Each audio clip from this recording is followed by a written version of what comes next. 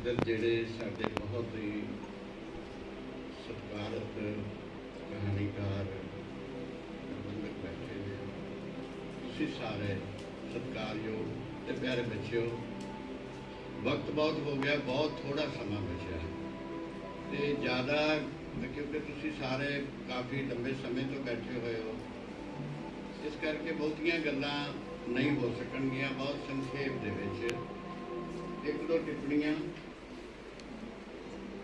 पहली गल तो मैं तहे दिल तो शुक्रगुजार हाँ पंजाबी साहित्य अकैडमी और कॉलेज के स्टाफ का कि तुसीं मैनूं बहुत मामूली आदमी नूं अपने विच इन्ना मान सम्मान दिता, बैठण का मौका दिता। कॉलेज विच यूनिवर्सिटी का कॉलेज है, यूनिवर्सिटी नाल पिछले 40 साल तो मैं उत्थे हाँ, लेकिन पहली बारी आया तो बड़ा अच्छा लगा। और इस करके भी अच्छा लगा कि इत्थे डॉक्टर सोल वर्गे सरप्रस्त ने। अपनी गल करन तो पहले ना मैनूं इन्होंने दस्सिया सी अपने कमरे च बैठा कि इत्थे साडे कोल क्रिएटिव प्रोसैस बारे भी कुछ क्लास है कि साहित्य किवें रचिया जाता है। एक टिप्पणी बच्चों नाल पहला, जिहड़े बच्चे इत्थे क्रिएटिव प्रोसैस नाल जुड़े हुए ने या जुड़ना चाहते हैं या उन्होंने मन च इस तरह की कोई इच्छा है कि ये जिहड़े लोग ने इधर क्यों बैठ गए ने, इन्हां च की गुण ने। सुखजीत ने बहुत बहुत ही मैं समझदा सटीक टिप्पणी की है कि साहित्य इस तरह की एक रेखा नूं उलंघ जाता है। मैं खुद बहुत पढ़िया लिखा नहीं है, पर यूनिवर्सिटी में चला गया सिर्फ इस करके कि थोड़ा बहुत लिखते थे। सब तो पहला तो ना तुसीं ये देख लो कि जिन्हें भी इत्थे बच्चे तुसीं बैठे, असी मैं सुखजीत होरी एक गलों किसी तरह घाटे च रहे कि असी गुरुजनां दे संपर्क में उस तरह नहीं आए जिवें तुसीं लोग आए। जे बच्चिओ तुसीं अपने गुरु दा सत्कार करना सीख जाओ, उहदी अहमियत नूं समझ लो, ते अद्धे मसले तुहाडे हल हो जाते। और जिहड़े तुहाडे गुरुजन ने, जे तुसीं ये सोचो कि तुसीं उन्हां दा ऋण उतार सकते हो, जिवें मां दा कोई ऋण नहीं उतार सकदा, इवें गुरुजनां दा भी ऋण नहीं उतारिया जा सकदा और ना उन्हां दी उस्तत कीती जा सकदी है। गुरु ग्रंथ साहिब विच एक लाइन है, कबीर साहब दी दोहा, एक बड़ा कमाल दा। वो कहते हैं कि तुसी उस्तत कर ही नहीं सकते, औकात ही नहीं हैगी, तुहाडे तौफीक नहीं हैगी तुहाडे विच। दोहा इस तरह है कि सब पर्वत स्याही करूं, कि सारे पर्वतां नूं मैं कुट के उन्हां दी शाही। ये उन्हां दिनां 400 साल पहला जदों रोशनाई नाल, उस शाही का नाम होंदा सी रोशनाई, के पी के पानी च घोल लेंदे सन। सब पर्वत स्याही करूं, घोलूं समुंदर जाए, कि समुंदर दे पानी में उन्होंने घोल लो, तुसी शाही की मिकदार दे। सब पर्वत स्याही करूं, घोलूं समुंदर जाए, धरती का कागज करूं, गुरु गुण लिखा न जाए। कि सारी धरती का तुसी कागज कर लो, तुसी गुरु का गुण नहीं गा सकते। और बच्चों, जे तुसी जिवें इत्थे लोग बैठे ने, दानिश्वर लोग बैठे ने, समा नहीं हैगा तुहाडे कोल कदे यूनिवर्सिटी कॉलेज इस तरह का कोई प्रबंध करे। इन्हां लोगां दे तुसी इन्हां दी सोबत विच बैठो, किधरे किते सुखजीत हरां कोल या दूसरे कहानीकारां कोल तुसी 1 घंटा तुसी बैठ के देखो। तुसी कुछ ना करो, कोई सवाल ना पूछो, पुछो तुहानूं दस्सण भी ना, केवल उन्हां दी सोबत विच बैठ जाओ। उन्होंने चेहरे का प्रभा मंडल, औरा, बॉडी ਦੀਆਂ ਵਾਈਬ੍ਰੇਸ਼ਨਸ ਤੁਹਾਡੀ ਕਿਵੇਂ ਝੋਲੀ ਭਰ ਜਾਣਗੀਆਂ ਤੁਸੀਂ ਸੋਚ ਹੀ ਨਹੀਂ ਸਕਦੇ। ਸੋ ਸਭ ਤੋਂ ਪਹਿਲਾਂ ਜੇ ਤੁਸੀਂ ਕੋਈ ਕ੍ਰੀਏਟਿਵ ਪ੍ਰੋਸੈਸ 'ਚ ਜਾਣਾ ਚਾਹੁੰਦੇ ਹੋ ਤਾਂ ਉਹਨਾਂ ਲੋਕਾਂ ਦੀ ਸੋਭਤ 'ਚ ਰਹੋ ਜਿਹੜੇ ਲੋਕ ਤਪਸਵੀ ਨੇ ਔਰ ਜਿਹੜੇ ਲੋਕ ਮਿਹਨਤ ਕਰਦੇ ਨੇ, ਰਾਤਾਂ ਨੂੰ ਜਾਗਦੇ ਨੇ। ਜਿਹੜੇ ਪ੍ਰੋਫੈਸਰ ਸਾਹਿਬ ਦੀ ਡਾਕਟਰ ਮਨਮੋਹਨ ਹੋਰਾਂ ਦੀ ਤੁਸੀਂ ਗੱਲ ਕੀਤੀ, ਉਹ ਜਿਸ ਮੁਕਾਮ ਦੇ ਨੇ ਉੱਥੇ ਉਹ ਜਿਸ ਕਿਸਮ ਨਾਲ ਪੜ੍ਹਦੇ ਨੇ ਤੁਸੀਂ ਦੇਖ ਹੀ ਲਿਆ।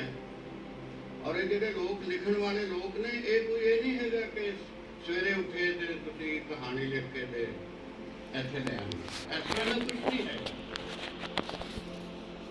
ਹੁਣ ਕਰਨਾ ਕੀ ਹੈ?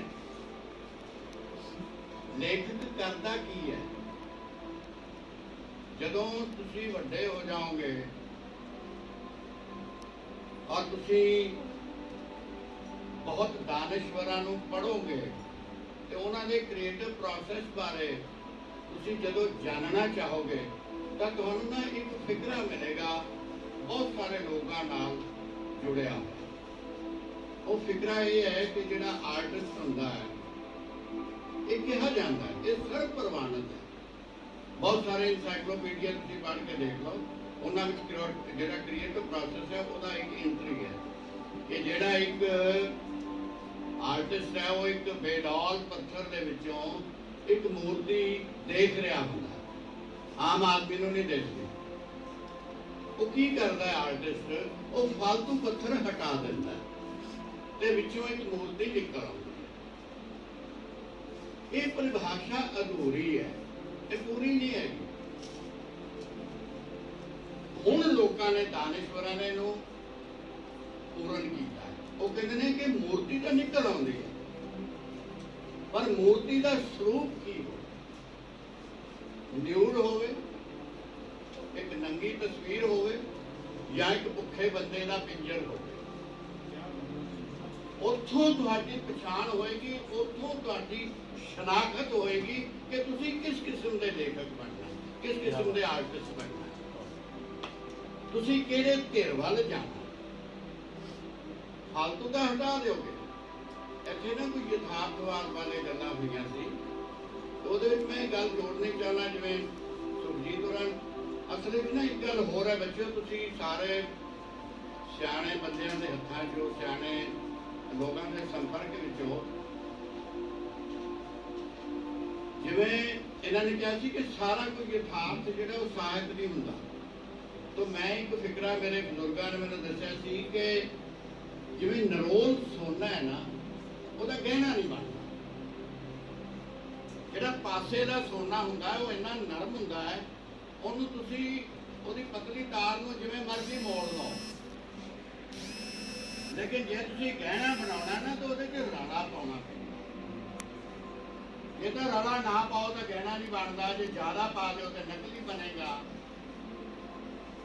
ਹੁਣ ਉਹਦੀ ਅਨੁਪਾਤ ਕਿਵੇਂ ਸਹੀ ਰੱਖੀ ਜਾਵੇ, ਇਹ ਹੈ ਕਿ ਉਹਦੀ ਅਨੁਪਾਤ ਤੁਸੀਂ ਕਿਤੇ ਕਿਸੇ ਸੁਨਿਆਰੇ ਕੋਲ ਬੈਠ ਕੇ ਦੇਖੋ, ਜਿਹੜੇ ਕਾਂਟੇ ਨੇ ਉਹਨਾਂ ਵਿੱਚ ਹੋਰ ਕਿਸਮ ਦਾ ਰਾੜਾ ਪਊਗਾ। ਜੇ ਤੁਸੀਂ ਉਹਦਾ ਰਾੜਾ ਪੈਂਦਾ, ਕਈਆਂ ਵਿੱਚ ਤਾਂਬੇ ਦਾ ਰਾੜਾ ਪੈਂਦਾ, ਉਹ ਰਾੜਾ ਕਿਹੜਾ ਕਿਸਮ ਦਾ, ਕਿਹੜੇ ਗਹਿਣੇ ਵਿੱਚ ਕਿਸ ਕਿਸਮ ਦਾ ਚਾਹੀਦਾ, ਇਹਦੀ ਸੂਝ ਜਿਹੜੀ ਹੈ ਨਾ, ਇਹਦੀ ਸਿਆਣਪ, ਉਹ ਤੁਹਾਨੂੰ ਅੱਛਾ ਕਾਰੀਗਰ ਬਣਾਏਗੀ, ਅੱਛਾ ਘਾੜਾ ਬਣਾਏਗੀ। ਇੱਕ ਜਿਹੜੀ ਸਾਰੇ ਅੱਜ ਜਿਹੜੀ ਸਭ ਤੋਂ ਖੁਸ਼ੀ ਦੀ ਗੱਲ ਹੋਈ ਹੈ, ਖਾਸ ਕਰਕੇ ਮੈਂ ਉੱਥੇ ਬੈਠਾ ਸੀ ਕਿ ਪਹਿਲੀ ਵਾਰੀ ਇਸ ਤਰ੍ਹਾਂ ਹੋਇਆ। ਅਸੀਂ ਤਾਂ ਜੀਵਾ ਬਲੇ ਸਾਰੀ ਰਾਤ ਇੱਕ ਅਸੀਂ ਕਰਦੇ ਹੁੰਦੇ ਸੀ ਗੋਸ਼ਟੀ, ਉਹਦੇ 'ਚ ਕਹਾਣੀਕਾਰ ਹੀ ਕਹਾਣੀਕਾਰਾਂ ਤੇ ਬੋਲਦੇ ਸੀ, ਲੇਕਿਨ ਉਹ ਲਿਖ ਕੇ ਨਹੀਂ ਸੀ ਲੈ ਗਿਆ। ਜਦੋਂ ਤੁਸੀਂ ਲਿਖ ਕੇ ਲੈ ਕਹਾਣੀ ਪੜ੍ਹੀ, ਤੁਸੀਂ ਘਰੋਂ ਲਿਖ ਕੇ ਲਿਆਏ, ਤੁਸੀਂ ਤਾਂ ਇੱਕ ਪਰਚਾ ਲਿਖ ਲਿਆ, ਫੌਰੀ ਤੌਰ ਤੇ ਤੁਹਾਡੇ ਤੇ ਕੀ ਪ੍ਰਭਾਵ ਪਿਆ, ਫਿਕਰਾ ਇੱਥੋਂ ਲੰਘ ਗਿਆ ਕਿ ਨਹੀਂ ਲੰਘ ਗਿਆ, ਕਿਤੇ ਇੱਥੇ ਵੱਜਿਆ ਕਿ ਨਹੀਂ ਵੱਜਿਆ ਤੀਰ ਵਾਰ, ਇਹ ਦੇਖਣਾ ਹੁੰਦਾ। ਤੁਸੀਂ ਕਹਾਣੀਆਂ ਪੜ੍ਹ ਲਈਆਂ, ਫਿਰ ਸੋਚ ਲਿਆ ਵੀ ਯਾਰ ਇਹ ਮੈਡਮ ਦੀ ਕਹਾਣੀ ਹੈ, ਇੱਥੇ ਥੋੜਾ ਜਿਹਾ ਪਾਸਾ ਵੱਟ ਕੇ ਲੰਘ ਜਾਓ, ਇੱਥੇ ਇਸ ਮੈਟਾਫਰ ਦੀ ਗੱਲ ਕਰੋ। ਇਹ ਆਲੋਚਨਾ ਅਧੂਰੀ ਹੈ, ਇਹ ਅਕੈਡਮਿਕ ਆਲੋਚਨਾ ਇਹ ਵੀ ਚੰਗੀ ਹੈ। ਇਸ ਕਰਕੇ ਚੰਗੀ ਹੈ ਕਿ ਕਹਾਣੀਕਾਰ ਬਾਰੇ ਕਹਾਣੀਕਾਰ ਗੱਲਾਂ ਕਰ ਰਹੇ ਨੇ। ਮੈਂ ਇਹਨੂੰ ਇੱਦਾਂ ਕਹਿੰਦਾ ਹੁੰਨਾ ਵੀ ਦੁਨੀਆ ਉੱਤੇ ਨਾ ਸੁਹੱਪਣ ਬਾਰੇ ਅਨੇਕਾਂ ਪਰਿਭਾਸ਼ਾ ਨੇ। ਕੋਈ ਕਹਿੰਦਾ ਇਹ ਸਡੌਲੰਗਾ ਦੀ ਬਣਤਰ ਹੈ, ਕੋਈ ਕਹਿੰਦਾ ਹੁਸੈਨ ਅਦਾਵਾ ਦਾ ਸੰਗ੍ਰਹਿ ਹੈ, ਕੋਈ ਕੁਛ। ਜਦੋਂ ਵਿਦਵਾਨਾਂ ਨੇ ਗੱਲ ਸਿਰੇ ਨਾਲ ਲੱਗੀ ਤਾਂ ਉਹਨਾਂ ਨੇ ਇੱਕ ਸਧਾਰਨ ਜਿਹੀ ਔਰਤ ਨੂੰ ਪੁੱਛਿਆ ਵੀ ਬੀਬਾ ਤੂੰ ਦੱਸ ਵੀ ਇੱਕ ਔਰਤ ਵਿੱਚ ਸੁਹੱਪਣ ਕਿਹੜੀ ਔਰਤ ਸੋਹਣੀ ਹੁੰਦੀ? ਉਹ ਕਹਿੰਦੀ ਭਾਈ ਮੈਨੂੰ ਬਾਕੀ ਗੱਲਾਂ ਦਾ ਤਾਂ ਪਤਾ ਨਹੀਂ, ਪਰ ਜੇ ਸੌਂਕਣ ਨੂੰ ਸੌਂਕਣ ਸੁਣਾਉਂਦੀ ਹੈ ਤਾਂ ਜ਼ਰੂਰ ਸੋਹਣੀ ਹੋਊਗੀ। ਹੁਣ ਇੱਕ ਪ੍ਰੋਫੈਸ਼ਨ ਦਾ ਬੰਦਾ ਕਹਾਣੀਕਾਰ ਦੂਜੇ ਬੰਦੇ ਨੂੰ ਕਹਾਣੀਕਾਰ ਮੰਨ ਰਿਹਾ ਹੈ। ਸਭ ਤੋਂ ਵੱਡੀ ਗੱਲ ਤਾਂ ਇਹੀ ਹੈ ਕਿ ਉਹਨੇ ਕਹਾਣੀਕਾਰ ਨੂੰ ਕਹਾਣੀਕਾਰ ਮੰਨ ਲਿਆ। ਦੇਖੋ ਜੀ 50 ਨੰਬਰ ਤਾਂ ਉਹ ਲੈ, ਬਾਕੀ 50 ਨੰਬਰ ਨੇ ਥੋੜੇ ਬਹੁਤੇ ਇੱਧਰ ਉੱਧਰ ਕਰ ਲਓ ਉਹ ਚੱਲ ਜਾਏ। ਬਹੁਤ ਕੀਮਤੀ ਗੱਲਾਂ ਹੋਈਆਂ ਨੇ, ਬਹੁਤ ਮੁੱਲਵਾਨ ਗੱਲਾਂ ਹੋਈਆਂ ਨੇ, ਔਰ ਸਭ ਤੋਂ ਵੱਡੀ ਗੱਲ ਹੈ ਸੂਤਰਕ ਰੂਪ ਵਿੱਚ ਗੱਲਾਂ, ਇਸ਼ਾਰਤਨ। ਕਿਤੇ ਕੋਈ ਫਾਲਤੂ ਇਸ ਤਰ੍ਹਾਂ ਦਾ ਨਹੀਂ ਕੁਛ ਹੋਇਆ। ਮੈਨੂੰ ਸਰਕੀ ਹੋਰਾਂ ਦਾ ਥੋੜਾ ਜਿਹਾ ਐਟੀਟਿਊਡ ਬਹੁਤ ਅੱਛਾ ਲੱਗਾ ਕਿ ਥੋੜਾ ਜਿਹਾ ਕਿਤੇ ਝੋਲ ਪੈਂਦੀ ਸੀ ਕਹਾਣੀਆਂ ਦੀ, ਕਹਾਣੀ ਵਿੱਚ ਉੱਥੇ ਇਸ਼ਾਰਤਨ ਉਹਨਾਂ ਨੇ ਕਿਹਾ ਕਿ ਜੇ ਇੱਥੋਂ ਇੰਝ ਹੋ ਜਾਂਦਾ ਤੇ ਦੋਸਤੋ ਇਹ ਆਲੋਚਨਾ ਬਿਲਕੁਲ ਉਦਾਂ ਦੀ ਹੈ। ਜੇ ਤੁਸੀਂ ਕਿਸੇ ਘੁਮਿਆਰ ਨੂੰ ਕਹੋ ਨਾ ਵੀ ਤੁਸੀਂ ਮੱਟ ਬਣਾ ਦੇ ਕਿਸੇ ਚੱਕ ਦੇ ਉੱਤੇ, ਤਾਂ ਬਿਲਕੁਲ ਨਹੀਂ ਬਣਦਾ। ਇੱਕ ਐਵਰੇਜ ਕਿਸਮ ਦਾ ਘੜਾ ਬਣ ਸਕਦਾ ਚੱਕ ਦੇ ਉੱਤੇ, ਵੱਡਾ ਮੱਟ ਨਹੀਂ ਬਣਦਾ। ਵੱਡਾ ਮੱਟ ਬਣਾਉਣਾ ਪਏਗਾ ਤੇ ਉਹਦੇ 'ਚ 2 ਪ੍ਰੋਸੈਸ ਨੇ। ਫਿਰ ਉਹ ਕੀ ਕਰਦਾ, ਘੁਮਿਆਰ ਅੰਦਰੋਂ ਹੱਥ ਦੀ ਧਾਰ ਰੱਖਦਾ, ਬਾਹਰੋਂ ਥਾਪੜ ਕਰਦਾ। ਇਹ 2 ਜਿਹੜੇ ਕਰਮ ਨੇ ਲਾਜ਼ਮੀ ਨੇ ਨਾਲੋਂ ਨਾਲ। ਅੰਦਰੋਂ ਧਾਰ ਰੱਖਣੀ ਉਹ ਪ੍ਰਸ਼ੰਸਾ ਦੇ ਸ਼ਬਦ ਨੇ ਜਿਹੜੇ ਉਸ ਨੂੰ ਉਠਾਨ ਦੇਣਗੇ, ਤੇ ਬਾਹਰੋਂ ਥਾਪੜਨਾ ਇਹ ਵੇ ਕਿ ਇਹ ਵਿੰਗਾ ਨਾ ਹੋ ਜਾਏ, ਵੱਡਾ ਬਣੇ। ਥੋੜਾ ਜਿਹਾ ਸਾਨੂੰ ਇਸ ਪਾਸੇ ਵੀ ਤੁਰਨਾ ਪਏਗਾ ਤਾਂ ਡਿਸਕੋਰਸ ਜਿਹੜਾ ਪੂਰਾ ਹੋਊਗਾ। ਸੁਖੀਦੁਰਾ ਨੇ ਬਹੁਤ ਮਤਲਬ ਨਾ, ਦੇਖੋ ਸਿਆਣਾ ਬੰਦਾ ਜਿਹੜਾ ਨਾ ਉਹ ਗੱਲ ਵੀ ਕਹਿ ਜਾਂਦਾ ਤੇ ਬੁਰੀ ਵੀ ਨਹੀਂ ਲੱਗਦੀ। ਸਲੂਟ ਹੈ ਯਾਰ। ਔਰ ਗਾਲੀ ਬਿਲਕੁਲ ਹੀ ਇਹਦੇ ਕੋਲ ਤਾਂ ਸਿੱਧਾ ਕੁਹਾੜਾ ਹੈ। ਔਰ ਦੋਸਤੋ ਜੇ ਤੁਸੀਂ ਡੈਂਟ ਪਾਉਣਾ ਹੈ ਨਾ ਤਾਂ ਤੁਹਾਨੂੰ ਸੱਟ ਮਾਰਨੀ ਪਏਗੀ, ਡੈਂਟ ਨਹੀਂ ਪਏਗਾ। ਔਰ ਜੇ ਤੁਸੀਂ ਕਿਸੇ ਕਹਾਣੀਕਾਰ ਦਾ ਭਲਾ ਕਰਨਾ ਚਾਹੁੰਦੇ ਹੋ ਤਾਂ ਚੈਖਵ ਦੀ ਇੱਕ ਲਾਈਨ ਹੈ, ਉਹ ਕਹਿੰਦਾ ਵੀ 2 ਤਰ੍ਹਾਂ ਦਾ ਹੁੰਦਾ ਹੈ। ਤੁਹਾਡੇ ਮੰਨ ਲਓ ਇੱਥੇ ਗੜ ਨਿਕਲ ਗਿਆ, ਫੋੜਾ ਨਿਕਲ ਗਿਆ। ਇੱਕ ਤਾਂ ਇਹ ਕਿ ਵਕਤੀ ਤੁਸੀਂ ਉਸ ਨੂੰ ਸਹਿਲਾ ਕੇ ਥੋੜਾ ਜਿਹਾ ਸੁੱਖ ਲੱਭੋਗੇ, ਪਰ ਜੇ ਤੁਸੀਂ ਸਹੀ ਉਹਦਾ ਇਲਾਜ ਕਰਨਾ ਚਾਹੋਗੇ ਤਾਂ ਚੀਰਾ ਲਾ ਕੇ ਪੱਸ ਕੱਢਣੀ ਪਏਗੀ। ਇਹ ਜਿੰਨਾ ਚਿਰ ਸਾਡੀ ਪੱਸ ਨਹੀਂ ਨਿਕਲਦੀ, ਅਸੀਂ ਸਹਿਲਾ ਕੇ ਥੋੜਾ ਬਹੁਤਾ ਮੈਡਮ ਬਹੁਤ ਅੱਛਾ ਹੈ ਜੀ, ਤੁਸੀਂ ਇੱਕ ਵਿਸ਼ਵ ਪੱਧਰ ਦੇ ਮਤਲਬ ਲੈ ਗਏ ਕਹਾਣੀ ਨੂੰ, ਇਹ ਲੈ ਗਏ ਉਹ ਲੈ ਗਏ, ਇਹ ਗੱਲਾਂ ਕਹਿਣ ਨੂੰ ਸੁਣਨ ਨੂੰ ਬਹੁਤ ਚੰਗੀਆਂ ਲੱਗਦੀਆਂ, ਮੈਨੂੰ ਵੀ ਚੰਗੀਆਂ ਲੱਗਦੀਆਂ। ਤੁਸੀਂ ਮੇਰੀ ਆਲੋਚਨਾ ਕਰੋ, ਮੈਂ ਵੀ ਪਾਸਾ ਵੱਟ ਜਾਊਂਗਾ। ਪਰ ਮੈਂ ਇੱਕ ਬੇਨਤੀ ਕਰਨੀ ਚਾਹੁੰਦਾ, ਗੱਲ ਬਹੁਤ ਲੰਬੀ ਹੋ ਗਈ, ਮੈਂ ਇੱਥੇ ਖਤਮ ਕਰਨੀ ਚਾਹੁੰਦਾ। ਬਾਸੂ ਭੱਟਾਚਾਰੀਆ ਦਾ ਇੱਕ ਛੋਟਾ ਜਿਹਾ ਉਹਨਾਂ ਦੀ ਜੀਵਨੀ ਆਈ ਹੈ, ਉਹਦੇ 'ਚ ਇੱਕ ਹਿੱਸਾ ਛਪਿਆ। ਉਹਦੇ ਵਿੱਚ ਬਹੁਤ ਕਮਾਲ ਦੀ ਇੱਕ ਗੱਲ ਹੈ, ਉਹ ਸਾਡੇ ਸਾਰਿਆਂ ਤੇ ਲਾਗੂ ਹੁੰਦੀ ਹੈ। ਉਹ ਇਹ ਲਾਗੂ ਹੁੰਦੀ ਹੈ ਕਿ ਇੱਕ ਫਿਲਮ ਬਣਨੀ ਸ਼ੁਰੂ ਹੋਈ ਔਰ ਬਹੁਤ ਅੱਛੇ ਪੱਧਰ ਦੀ ਫਿਲਮ ਬਣਨੀ ਸੀ। ਉਹਦੇ ਵਿੱਚ ਇੱਕ ਥੋੜੀ ਜਿਹੀ ਹਲਕੇ ਪੱਧਰ ਦੀ ਇੱਕ ਆਰਟਿਸਟ ਆ ਗਈ ਜਿਹੜੀ ਹੀਰੋਇਨ ਸੀ। ਹੁਣ ਹੀਰੋ ਨੇ ਕੀ ਕੀਤਾ ਕਿ ਉਹਨੂੰ ਐਕਟਿੰਗ ਤੇ ਆਉਂਦੀ ਨਹੀਂ ਸੀ, ਬੜੀ ਖਤਰਨਾਕ ਹੈ। ਪਹਿਲਾਂ ਉਹ ਕੀ ਕੀਤਾ ਕਿ ਉਹ ਡਾਇਰੈਕਟਰ ਦੇ ਨਾਲ ਆਉਣ ਲੱਗ ਪਈ। तो डायरेक्टर ने थोड़ा बहुत ਉਹਦੇ ਤੇ ਐਮਫੈਸਿਸ ਦੇਤਾ। फिर वो कैमरामैन नाल आउण लग पई, कैमरामैन ने उत्ते फोकस करना शुरू करता। फिर वो डायलॉग वाले डायरेक्टर नाल आउण लग पई। उन्हें सारी यूनिट के उत्ते ना जी अपना प्रभाव पा लिया कि तुसीं मेरी तारीफ करो, और लोग तारीफ करन लग भी पे। और एक जिहड़ा आर्टिस्ट सी, जिहड़ा हीरो सी, वो बहुत सिंसीयर बंदा सी। वो देख रहा एक दिन उन्होंने कहती तेरा की शाम का प्रोग्राम है।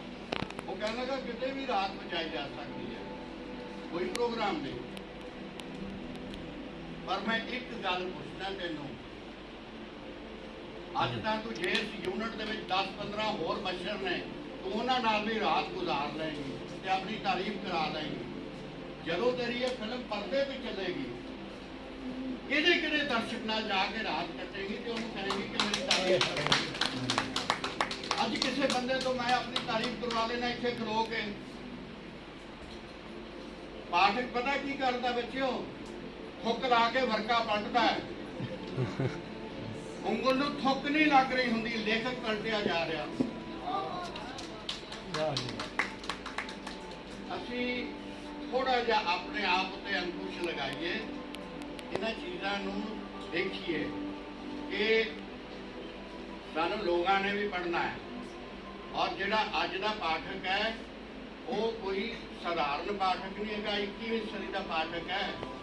हुण तां समझ लो 22वीं सदी आ गई, और उसके सामने सिनेमा भी है, थिएटर भी है, पोइट्री भी है, फिक्शन भी है, और वर्ल्ड का क्लासिकल साहित्य भी है। तो वो सारिया चीज़ां जिहड़ियां ने ना, उन्होंने जे मद्देनज़र रख के ना जी असीं सारा कुछ करांगे तो बहुत कुछ मतलब जिहड़ा ना असीं अपने आप ही छड्डदे तुरे जांगे। इसदी लोड़ नहीं, ਇਹਦੇ ਤੋਂ ਪਹਿਲਾਂ ਕਿਹਾ ਜਾ ਚੁੱਕਾ है।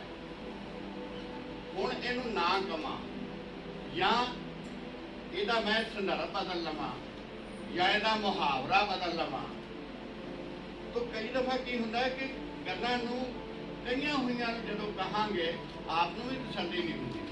पर उन्ना चਿਰ जिन्ना चਿਰ सानूं पता ही नहीं कि बाहर की कुछ लिखा जा चुका, फिर असीं ਉਹਦੇ ਤੇ आपे मैं रजी पुजी आपे मेरे बच्चे जिउण। ਹੁਣ ਤੁਸੀਂ ਦੇਖੋ ਕਿੱਥੋਂ ਤੱਕ ਇਹਨਾਂ ਨੇ ਕਿਹਾ ਸੀ ਕਿ ਸ਼ਬਦਾਂ ਦਾ ਵੀ ਤੁਹਾਨੂੰ ਧਿਆਨ ਰੱਖਣਾ ਚਾਹੀਦਾ, ਔਰ ਕਹਾਣੀਆਂ ਦਾ ਨਾਂ ਰੱਖਣਾ ਜਾਂ ਕਿਤਾਬਾਂ ਦਾ ਨਾਂ ਰੱਖਣਾ बहुत आजकल मुश्किल हो चुका है, क्योंकि हर बंदा लेखक है। रामस्वरूप अंकी ने जब ना लतीफे बने हुए सन, ਉਹਦਾ एक कहानी सुनाया सी सुतानाथ। रामस्वरूप अंकी सुतानाथ, रामस्वरूप अंकी टीसी का बेर, रामस्वरूप अंकी कड़े वाला सरपंच। सो ना रखण लगे भी मतलब असी पहला 50 वारी सोचिए कि ये ना साडी कहानी दे जिस्त नूं, उहदे खमीर नूं किस तरह रिप्रजेंट करता है कि नहीं करता। और शुद्ध लिखना भी साडे लिए बहुत जरूरी है। मैं भाषा भाग पिछले दिनों गया, इदा ही बोलना सी, बाहर एक इस तरह करके लगी हुई सी एग्जीबिशन लगी सी। बहुत बड़े अदारे ने एक किताब छापी हुई सी बच्चों बारे। अजकल बच्चों बारे लिखना बड़ा है लगा भी बच्चों बारे लिखण का की है। टॉलस्टॉय ने भी लिखा, पर उन्हें किहड़ी उम्र जाके लिखा आप भुल जाए। पहला लेख सी मां बच्चा ते परवरिश। लेख की पहली लाइन सी बच्चे नूं हमेशा उबाल के दुध पिया। शर्म नहीं आती सानू। एक आदमी मेरे को यूनिवर्सिटी आया, साहित्य अकादमी का विनर है वो, मैनू किताब दी बच्चों बारे किताब सी। वो किताब दे के अगे रियोड़ियां वांग कई लेखक ने ना किताबा बन रहे करते हैं, वो अगे चला गया किताब पढ़ने वास्ते। जदों वापस आया मैं कहा भाजी किताब लै जाओ, वो कहता पढ़ भी ली। मैं कहा लोड़ नहीं पढ़। वो कहता इहो जी किहड़ी गल हो गई। मैं कहा तुहाडी पहली कहानी है कि बिल्ली ते कुत्ती दोवें सहेलियां सन ते वो अपने बच्चों नाल खेड रही। ਮੈਂ ਕਿਹਾ ਜੇ ਬਿੱਲੀ ਬਲੂੰਗਿਆਂ ਨਾਲ ਖੇਡਦੀ ਤੇ ਕੁੱਤੀ ਕਤੂਰਿਆਂ ਨਾਲ ਖੇਡਦੀ ਤਾਂ ਮੈਂ ਤੇਰੀ ਕਿਤਾਬ ਪੜ੍ਹਦਾ, ਪਰ ਮੈਂ ਐਡੀ ਵਾਹਿਯਾਤ ਕਿਤਾਬ ਕਿਉਂ ਪੜਾਂਗਾ।